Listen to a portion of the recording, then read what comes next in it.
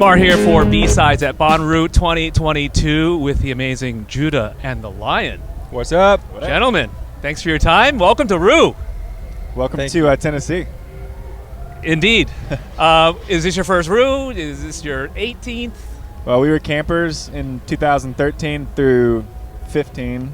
Yeah. And then we got to play the Witch Stage 2016. So this So kind you're of veterans. back home. Yeah, we're vets. Veteran campers. I don't know about veteran How would you players. describe Bonnaroo to somebody? Because it's its own thing. We're on literally a farm. Yeah, it's out here in the country, hour and a half outside of Nashville on a farm. Usually, most of the year it's just empty, but for 4 days, they pile it in, and it's a party. It is. When you were campers, what was it that really brought you here? What did you take away from it? I mean, there were so many just beautiful moments that you get because there's so many great acts. And so one night you're seeing Empire of the Sun, and you're just all the lights are just overwhelming you, and then you're seeing Paul McCartney and fireworks on Live and Let Die. And so there's just so many different eclectic artists here that's beautiful that kind of brings all these crazy people from all over the world together, and there's just something magical about it. You look at the Reddit board, every year there's always these first-timers. What should I expect? What is it about? And it's all about positivity. And every year I think we make more progress as a society. Do you get that vibe as well? Definitely get that vibe when I come to Bonnaroo. Yeah. But yeah, definitely. Especially after a 2-year layoff, right? Yes. No, positivity is the name of the game, and hope is something that we sing about a lot. So we definitely are on that wave with you.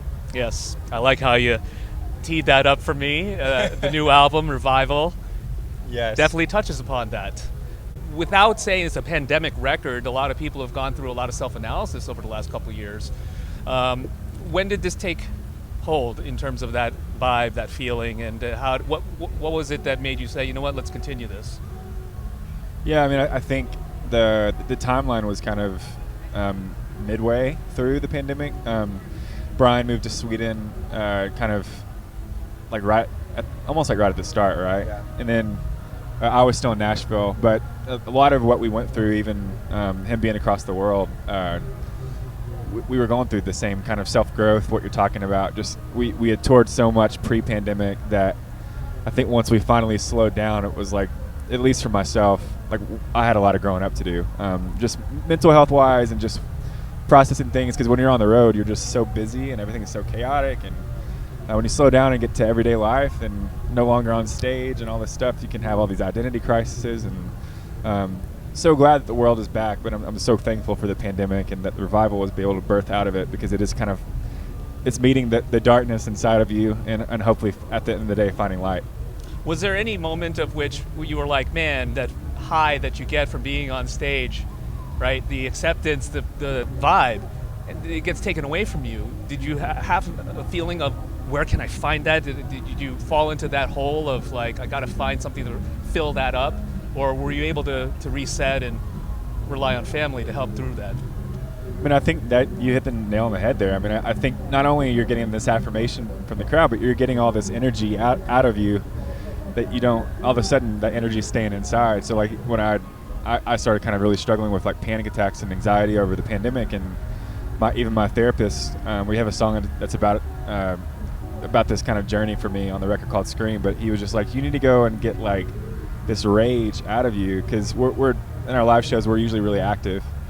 So it's not only the affirmation and the identity that comes with that, the identity issues, I should say, but then also this energy that's kind of staying in. So you're having to find different outlets to cope in healthy ways and not, When I first heard that song, that's exactly what I took away from it, as a matter of fact, because I felt like when we're at a show, we can release as well, just as a fan, as someone watching you guys perform.